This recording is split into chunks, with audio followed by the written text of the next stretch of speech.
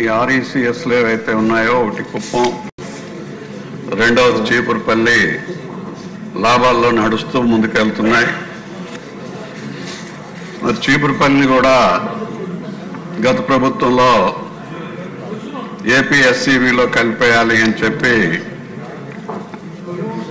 ఓ నిర్ణయం తీసుకునేటట్టుగా తెలుస్తుంది.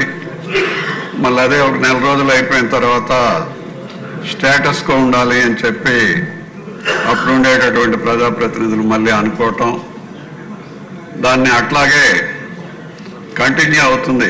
ఆర్ఈసీఏ కంటిన్యూ అవుతుంది.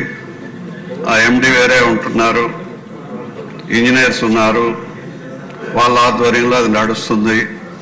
యాక్చువల్గా ఆర్ఈసీకి సంబంధించి ఏపీఎస్సీబీ వాళ్ళు వీళ్ళకి తక్కువ రేటుతో కరెంట్ ఇస్తారు. ఆ ప్రాంతంలో ఉండేటటువంటి గ్రామాలకి అదేవిధంగా అగ్రికల్చరల్ కనెక్షన్స్, ఇండస్ట్రియల్ కనెక్షన్స్ అన్నీ కూడా వీళ్ళు ఇస్తుంటారు, బల్క్లో కాకుండా నార్మల్గా. దానివల్ల ఏమవుతుందంటే అక్కడికక్కడే డెసిషన్స్ తీసుకొని ఇచ్చేటటువంటి పరిస్థితుల్లో అగ్రికల్చరల్ కనెక్షన్స్ కానీ హౌస్ హోల్డర్స్ కానీ వీళ్ళందరికీ కూడా ఇమీడియట్గా రిలీఫ్ ఉంటుంది అధ్యక్ష.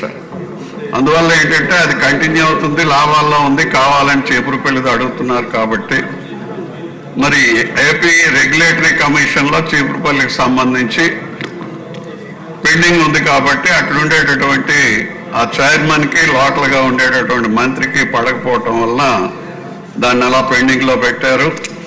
మరి ఎన్నికల్లో మనం గవర్నమెంట్కి సంబంధించి మనం గవర్నమెంట్ వస్తే ఇస్తాము అని చెప్పి ముఖ్యమంత్రి గారి ద్వారా అదేవిధంగా మిగతా వారి ద్వారా కూడా మనం చెప్పించాం అక్కడ చీపురుపల్లికి సంబంధించి. అందువల్ల కంటిన్యూ చేయాలనేటటువంటిది అక్కడ ప్రజల కోరిక. లాభాల్లో ఉంది కాబట్టి చిన్న చిన్న డిస్ప్యూట్స్ ఏవైనా ఉన్నప్పటికి కూడా ఆ రెగ్యులేటరీ కమిషన్ ద్వారా తెప్పించి మంత్రి గారిని చేయాల్సిందిగా కోరుతున్నాను.